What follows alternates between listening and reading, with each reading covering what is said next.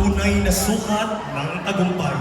Nasusukat ba ito sa dami na nagkikislapang medalya, sa diplomang tinatanggap sa entablado, o sa taas ng hagdang iniakyat habang pumapaglakpak ang karamihan?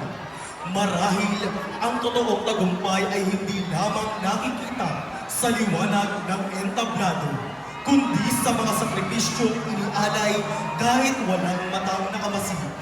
Ito ang kwento ng isang pamilyang hinubog ng kahirapan, ngunit patuloy na lumalaban para sa kinabukasan. Hindi naging madali ang paglalakbay. Sinubok ang bawat isa ng panahon at pagkakataon na mas madali sanang sumikot at iwan ang mga pangarap sa kahapon. At isang araw, sa wakas, isang diploma ang inabot sa entablado. Hindi lamang ito patunay ng pagtatapos, kundi simbolo ng sakripisyo, pagmamahal at paniniwala. Hindi lamang ito papel. Ito ay patunay na ang pangarap na kapag sinamahan ng tiyaga at pananalig ay kayang maging realidad. Ang kwentong ito ay hindi lamang kwento ng isang pamilya.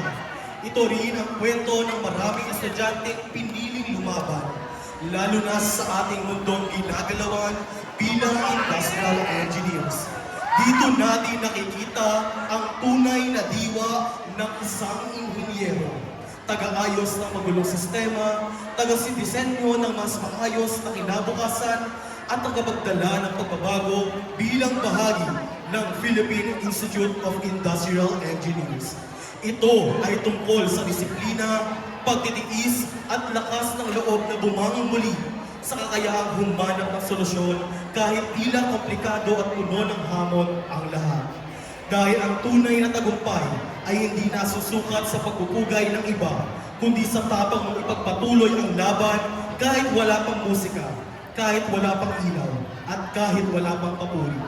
Mula sa tahanan ng mga nagkakaisang ininyero ng bayan, narito na ang Philippine Institute of Industrial Engineering. Halina, makisasaya, sayaw at hiyaw sa makulay na presentasyon ng Sinta Rosa Festival!